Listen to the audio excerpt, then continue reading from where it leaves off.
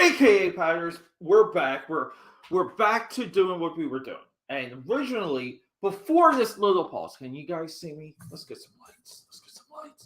Before the pause, I just did spontaneous drops like this, spontaneous reviews, spontaneous walkthroughs.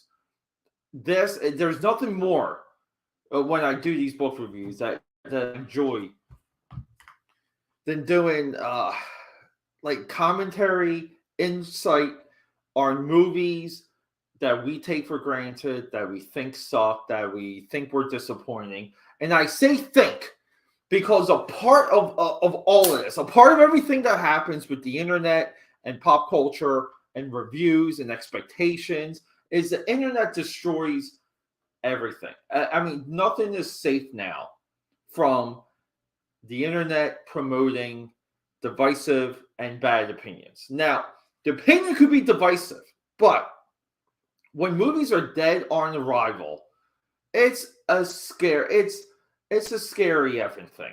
I can't stress this enough.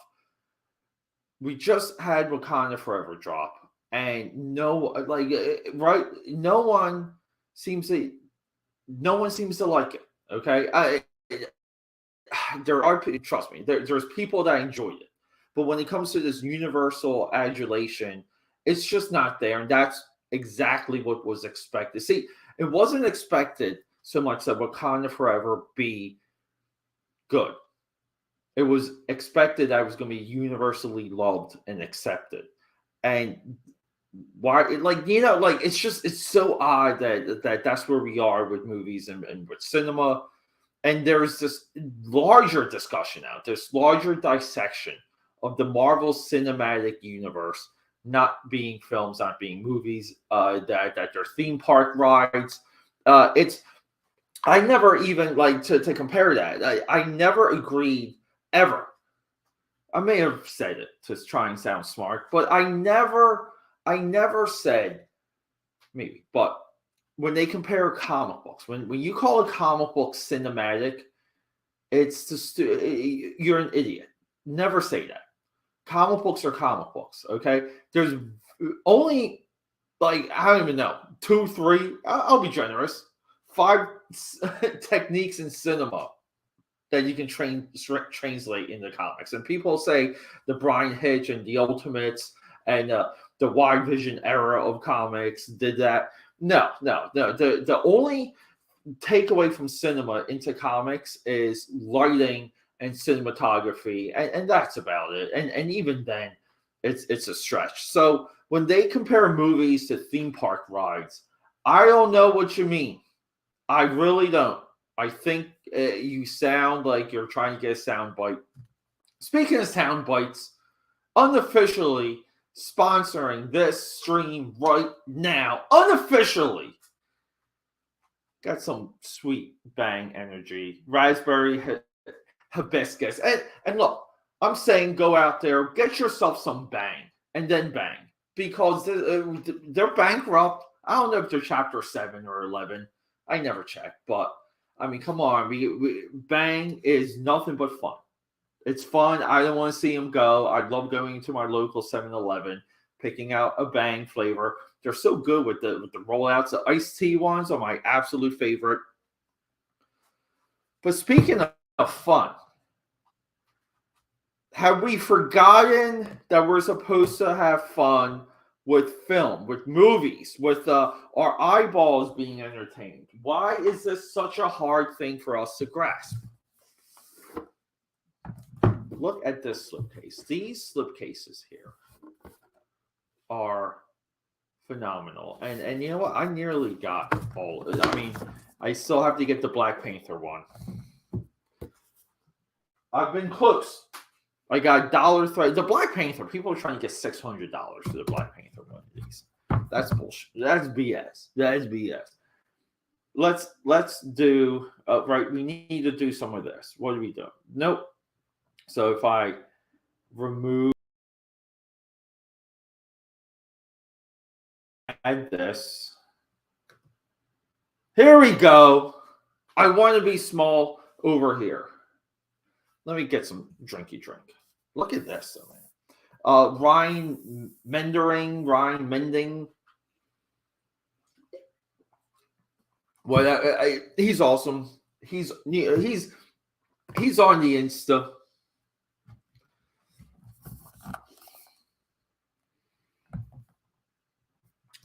Like the idea and the visual of the villains. What the heck are these guys called? Oh, I forget their name. But I love the red eyes. I love the red crackling hands, and that's why it's fun to go into some of these books, because we get to kind of dissect the thought process and even like the internal expectations of what the Marvel Studios had. Here we go. I mean, now classic. Keep in mind too. Look, I did want to address this. How iconic of a pose this has become now. Not just for superhero movies, because Black Widow echoed it, but for Iron Man. And you have to remember, when it comes to iconic poses, I mean, up until this, we only had Superman like flying, like kind of flying towards the viewer, giving us a nod, and it was Batman, the Dark Knight, on the gargoyle. Like those were the again, that's why the Hush, the Jim Lee, I think Batman 608, like that cover was so impactful because it just perfectly timed, but it was just like this. It reminded us that this is the Dark Knight. This is who he is. 3-point stance, whatever you want to call this. 3-point stance is it's a football thing, but it's similar. But it's that's why even for the Tim Burton Batman movie, they ended that movie with him on the gargoyle looking at the bat signal. So it really it's significant. And you give that to the designers. You give that to the design team. But number 2 for that would be Tony Stark suiting up with in the Hall of Iron Man armors.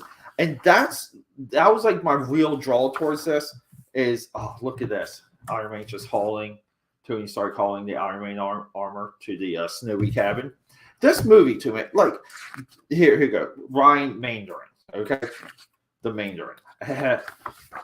But yeah, here we go. Extremists. Yeah, the extremist dudes are so freaking great in this movie. But they go through like the influences. They go through some of the ideas. So far, the Thor Ragnarok has been the absolute best in that. Here we go. Iron Patriot. So we see them collecting the source material, collecting the ideas, putting it together. Here we go. Look at Ari Gurdov, who is like, again, what was it? Dark Wars? He did like a Dreamwave book called Necro Wars. Dude, look that up. It's awesome that he came from comics and really helped define the overall look of the Marvel Cinematic Universe during its, we can say it, people, because of Wakanda Forever. The Marvel Cinematic Universe had a golden era, and right now we're in like the Silver Age with the end of Phase 4, because nobody universally likes Phase 4. No one. It's so sad. But I have to make a note. I never liked the change of the armor. This kind of like khaki color that went with the red. But holy crap. As the years passed on, and the more I watched this movie, the more I just fell in love with it. I absolutely love. I love how they're just deciding what the plasma blast looks like, or the pulsar blast. Really cool. But that's the strength of some of these. Look, they're not perfect art ups. Okay, I would love to have a full dump, even if it was like digital attached to this. I would love to see a full dump of the ideas. My original draw for this was to see the concept design work for the Mandarin, the Extremists, and all the armors that show up at the end. What were some of the thrown out ideas? I can kind of, at this point, we've done enough of these. I probably can't expect that. That's a bad expectation, because these books they reverse engineer what's in the movie, and they kind of sprinkle in some new things along the way. But let's have more of a look. Here it is. Right here. Like, geez. I like it. It's because it's like a negative. It's like a they flipped the script of the original Iron Man colorways. It is a home run faux show. Here we go. Tony's updated reactor, tinted design, white light, clear design, tinted feel. Jeez, like and you can kind of see the detail differences. Augmented cognition headset. Again, like this goes right into Civil War. How we're introduced to Tony in Civil War. Geez, like War Machine though. I mean, you kind of always want to say they never went hard enough with War Machine. Just as of like his weaponry, his cannons, his blasters, and the War Machine becoming essentially the Iron Patriot. I just really like this armor is so well. Like the idea is, it just cuts glass. It's so perfect. Jeez, like I would love it. I mean, if they expanded on this, if someone went rogue, got themselves an Iron Patriot, and it became like a Disney Plus series, like make it happen. But look at this, though. I mean, there was a time too. I never thought I would ever see this ever, like on screen. It's amazing. It's amazing that it's here. It's here for us to even just to flip through. Chapter 3, the Iron Mansion. So we know what happens here, right? Everything gets nuked. Again, just like, see, some of this stuff's important because when they're trying, like when you see this compared to this, you're like, oh, it's just Tony working on like a new suit of armor. But the way that they're framing it and lighting it, they're trying to decide the mood that they're trying to like get over and convey. Shane Black, our writer director, like that's where he comes into the room and like virtual meeting or however they have it set up. But he comes like that's where the director comes in and talks about really what's in like the DNA of a scene and what they might be going for. It's significant and it's powerful. Look at this shot. Oh, that's awesome. I mean, look, some of this stuff is just, you can see the compositing here. I mean, they just cut. I mean, quick too. And you have to remember the speed of how some of these, technically they're like digital storyboards, but the level of completion in them, it's they call them keyframes, but they do have digital animatic storyboards, and there's something new emerging that's for like the use of the production that's between the fully rendered keyframe, the digital and animatic storyboard, and this. Like this is what's in between those two. Took me a little bit to get that out. Let's just go. Mark 17, the Heartbreaker. And I love the names. Mark 15, Sneaky. Mark 25, Thumper. I just love it. And I love in the movie that basically Tony's dealing with his post-traumatic stress syndrome in creating all of these armors. Like he just can't stop. Mark 39, Gemini. Mark 33, Silver Centurion. Here we go. Mark 35, Red Snapper. That's one of our favorites. Everyone seems to like that one. But dude, there's so many of them. Mark 41, Bones. Mark 37, Hammerhead. I mean, like, and this, the Iron Man 3 one, this is one of the cheap ones. Go out there and get it. It's not going to kill you. Mark 39, Igor. There's a like big set piece for this one. It stops a falling like freight container or like one of those steel containers you see at dock sites, but it stops one, like catches it right on its back. Awesome sequence there. Andy Park coming in with some of the concept artwork. We always give a shout out to Andy Park. He comes from the school of Rob Liefeld, and this is what I'm talking about now. See, these are the digital animatics, and I wouldn't be surprised if these are animated to a large scale to get some of the ideas across. So here we go. I mean, the scene you thought you would never see when they nuked Tony's mansion.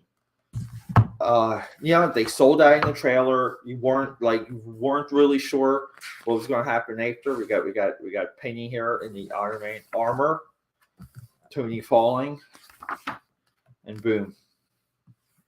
Really cool, like really cool stuff here. Man, they are heavy with the storyboards in this one. Okay, people, keep in mind, this is my first time flipping through this, so I'm sharing it with all of you.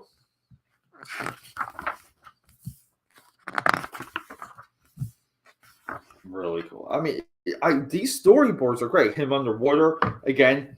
You know, we kind of go back to Avengers Endgame for a very similar scene.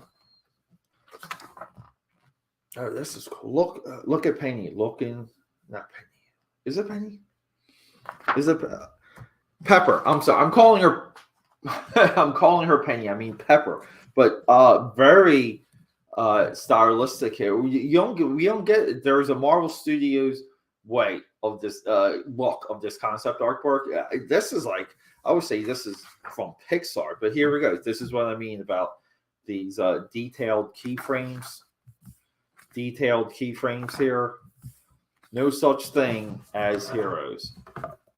I still love the gotcha with the Mandarin. Here we go.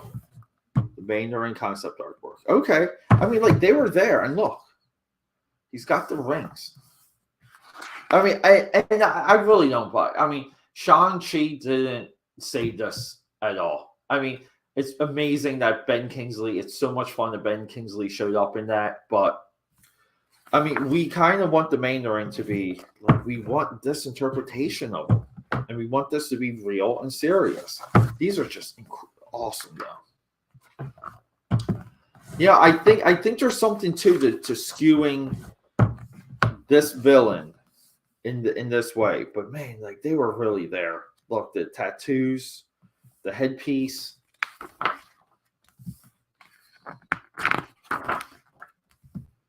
I mean, look, the 10 rings inside the cloak. Really cool stuff. And I don't think Shang-Chi did a well enough job. Here we go. Look at the details of the rings. I just don't think that did enough to sell us the idea of of the real Mandarin. We should be afraid of him, and he's out to get Ben Kingsley and stuff like that. We just here we go. Killian with the so freaking cool with the extremists. So I love the crack here, and it kind of like breaks from the eye. Here we go.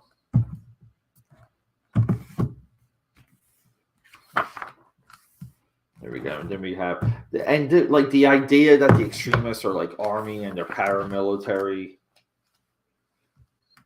It's just, again, really, really cool stuff. Again, like, ideas that you have to give credit. You have to give credit where credit's due. Like, you never thought that. Can we adjust the light? Like, you never thought that even some of these ideas would so much. Total excellence. What is happening, brother? Yeah, dude, we're just doing a quick flip through of the art of Iron Man 3 as you saw in the description. I gotta say, get yourself some Bang energy. They're bankrupt. You guys save them. Like raspberry hibiscus. Cheers to you. All right. Where were we? Okay. So what we see here, this is one of the reasons why I'm so hesitant to get the Winter Soldier art of and even the Civil War art of, because these are the types of shots that occupy a bulk of both of those books. Art of Civil War is way more, like, just flat out more affordable than Winter Soldier. But Winter Soldier has a lot of this. And yeah, look, it's useful. You get commentary, but you don't want this. You don't want to see this in an art book. But check this out.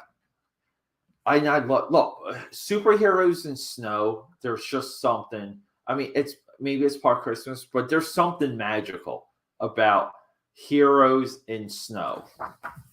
But look at that. Too effing good. Too good. I love this. I love the house with the Christmas lights. And I'm not gonna make a comment. We all know Shane Black, our writer director. All his movies take place during Christmas. Lethal Weapon, Nice Guys. It's a distinguished list, but except for Predator, right? Wait, does the Predator take place during Christmas? I kind of forget. There's an art of that book too, and I'm a little bit curious about that. Yeah, it says back, dude. I enjoy their flavors. This one's not too bad. It's raspberry rage. Oh, so excuse me. It's raging raspberry hibiscus. I like their iced tea ones though. I like their iced tea, and I think they have like a chocolate one. The chocolate one's pretty good too. Yeah, throwing their money away on Instagram models. Hey, here's the my observation with the whole Bang situation.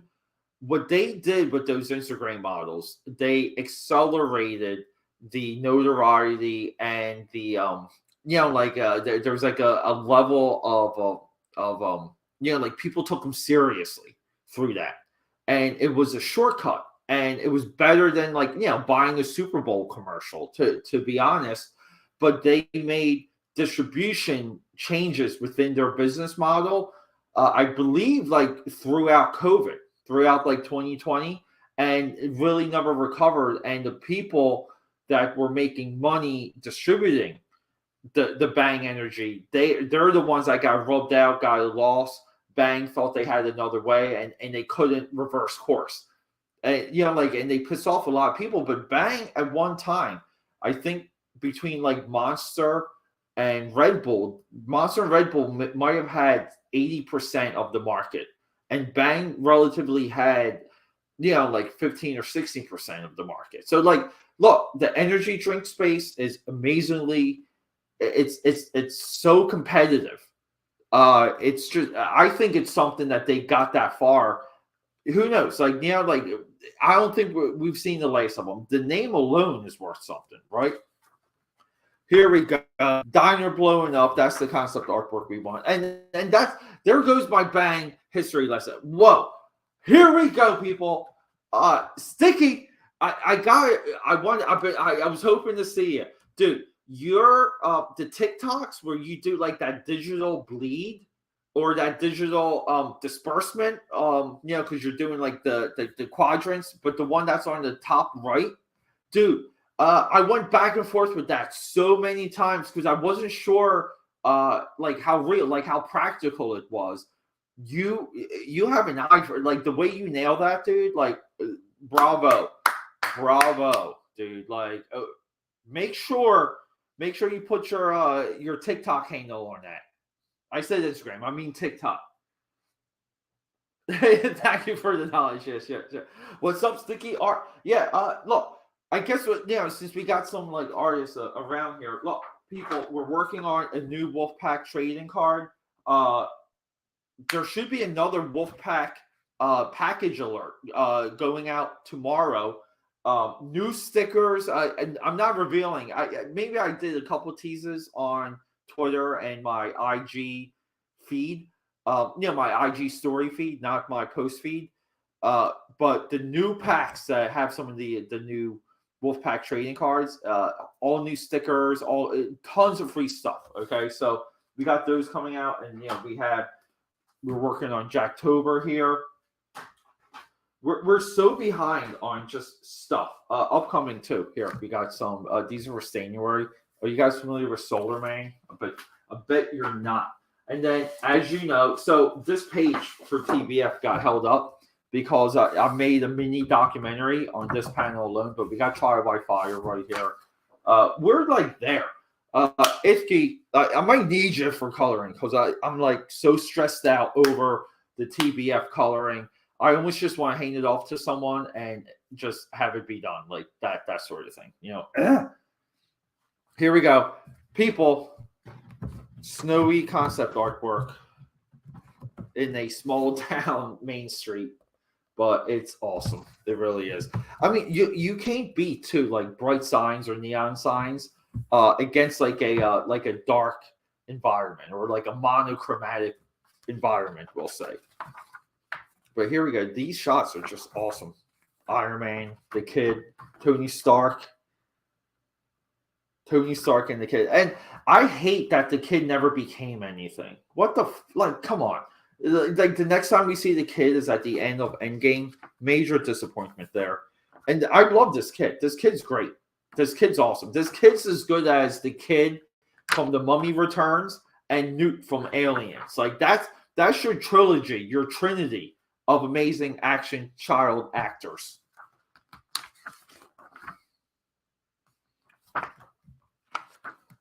Who made weapons? Right. Like, here we go. What is that? Yeah, I forget exactly what this was. And the light capsule? Savages the light capsule from the armor. Okay. Beauty pageant. This is nice. Look at this car. How nicely distressed this car is. Here we go. And look, see, so you might say to yourself, like, you might like, wow, like there's so much work done in some of the concept art work. What's the purpose for it? The purpose for it, if you have to look at film production as a company of itself. That's why films are LLCs, and they're separate from the companies that make them. Same as like real estate. You never buy real estate in your name. Buy real estate through an LLC that you have control over. You have those shares. Another business tip. But this shortens like the wave, okay, where people can get together and they see this and it goes to the various departments and everyone's on the same page to not nailing this perfectly, but getting close. And we see that, and people like knock the MCU movies for having like a certain look, but that look's been universal now through 20 plus movies and all their Disney Plus stuff. I mean, it's meaningful, it's significant. Look at the sculptures surrounding the Mandarin, and one of them's got like a UN helmet. Let's catch up on some of these chats. What's sticky? Good. I'm taking a break from work. Yeah. Same here. Definitely both think I can't wait to see the rad 69 pages of TBF. Yeah, dude, we're hitting it hard. I'm gonna reach out to you. We still have to do a draw and color stream. I would love if that became like a regular thing. Really cool art book. Yes. I was wondering what the update show would be for releasing a second Chance campaign. Yeah. Once we're colored, it's going to be back into full TBF mode. The second Chance campaign will have Harry Penn, Uzi Susie 1, 2, and 3. All this stuff will have new different covers, a ton of trading cards, and I'm debating on everyone that ordered the original campaign gets the skateboard or the skate deck package. Like at that point, TBF would be like a total like money loss, but I don't know. I'd rather do that, to be honest. Yeah. Like it's this. I'm so torn with TBF because technically, like even when I hit the page with these, with the crow quills. When I hit the page with the crow quills, like I'm locked into the black and white so much. And look, I gotta be honest. Through the years of me being in social media and kind of being in everyone's face, like there's only been a handful of times people actually colored anything of mine that I thought was close to, like what I thought it should be. And I know I'm difficult to color. Black and white seems so much easier, and just me like knowing I got control over like how that goes out. Let's get it done. We're going hard, everyone. I hope you feel the energy. Here we go. We got the Iron Patriot here. I guess at one point, Iron Patriot was with Tony Stark. Oh, no. This is when the extremists steal the armor of the Iron Patriot and they try and dissect it. But like even the idea that the extremists in this go toe to toe with all the armors, and he starts like ripping through them and knocking, like ripping off their heads and stuff. It's just cool stuff. It really is. Like a type of action sequence you really weren't expecting in that. And it's the same line of like thought. The reason why I love the Transformer movie so much is because the humans can go toe to toe with the Transformers. Now, like just the logical canon of some of that going into like the first movie, it wasn't there. The humans could never like do anything against the Transformers because they were giant with laser guns, and they kind of weakened the Transformers in that series, so humans could even hunt them and start to exterminate them and stuff like that. It made it a little bit more leveled. The human drama within the action sequences, like it's there, and I thought that's what similar to like what this was all about. What we got. I have also been posting more shorts here. Tick went crazy. Did it? Yeah, like, dude, my shorts here do pretty well. They also drive subscribers, and I'm probably gonna do a short when I'm done this. So I'm gonna do another sketchbook flip. Sketchbook flips seem to be the only thing I put out there that gets any type of traction. Here we go. Again, like scenes we thought we would never see on screen. Like bravo to them just like doing it. Air Force One rescue, like this rescue sequence was great, where he kind of chains all the people together. This movie really had like the action sequences and everything, or like they call them set pieces. And here we go, like the big dock scene. Like, look, it's just like endless destruction here. The Iron Legion, and whoa, okay. That is cool. Look, we have kind of like a whole fold out. What's on the back? Hold up. Okay? Just some of the rendered artwork. That's worth the price of admission right there. There we go. Yeah, and like it's just like the MCU perfectly teased you sometimes, because you're thinking when you're done watching this movie, you're thinking the next Avengers or the next Iron Man something, they're going to have, like, they're setting up a bigger set piece now with all of these armors and him having remote control over them, or like, but they don't. They never go back to it. They just basically transfer the armor into nanotechnology by the time we get to Infinity War, which, I mean, that walk when he's about to fight the Blackwater and it coats him. That's one of the all-time Iron Man like sequences and shots. People don't pay attention or give credit to that one either. But here we go. This is what I'm talking about. Like, this is why the extremist stuff is so cool, because it's just a guy, and he's competing against Iron Man, and that's significant. It really is, because you have to do something. Like, the more human your villain is,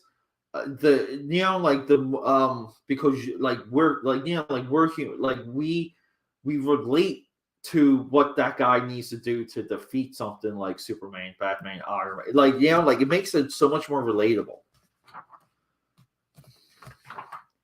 This is just, I mean, like, really nice, so complex. Here we go, one of the all-time Iron Man shots. Yeah, and then like Pepper coming in, doing, like, again, it's just there. Like, this movie is there. It's so much freaking. This is what I'm talking about those freights, the big one with the Al Gore sequence. And look, we have individual setups. So like this is almost like in wrestling they call these spots. And in this action sequence, we saw with Endgame, everyone has their spot where we see them use their powers in like a cool, interesting way. But this is cool. This is them designing the spots. This is great. Was not expecting this. And to see, look, and then the extremists have their spots. They're just ripping the limbs off of this. Yeah, this one looks like the Iron Sentry. It's like, again, a lot of people trash this movie. Marketing, this is a section I absolutely love in these books. But in this too, like the the NeuroConnect armor and the way that worked and that gimmick when he was captured. I'm telling you, it's there. And look, these are all of the poster ideas.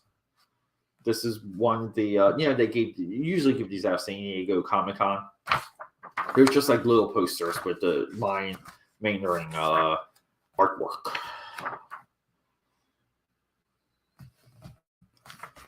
Like interesting. And then this is really what we get. This is how we end up with things. I love character poster campaigns. I love them ever since Batman Forever. Like really. Loved it as a kid, love it now. This one was nice.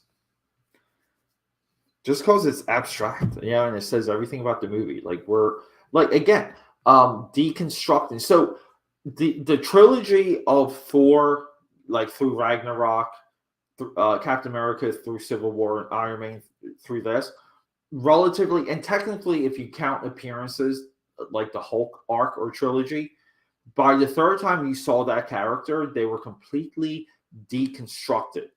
That's important. That's significant. It's even more important because no one calls it, no one recognizes it. But the way how they deconstructed Tony Stark and Iron Man collectively in this movie, it's so ballsy. It really is. And this one too. I love this collage. I love the shot of orange. This campaign was there. The movie was there. Everything was there. I kind of just feel like watching this again now. Okay, people, I love you. We're going to cut out with a video. We're caught up on all the chat. I love you guys. Thank you so much for just like hanging out with me. We're going to end with a little bit of a AKAPAD. Look, more rebranding is coming. Okay, that's one of the reasons why I blacked out, because the rebranding effort was so heavy. We're like with talks and sit downs and powwows like this, we're gonna be doing more intro and commercials. We're gonna be doing longer live streams, like all kinds of stuff. And you guys are gonna figure out how to see me and connect with me on all of social media. That was a lot of the rebranding also. But until next time, rock and roll.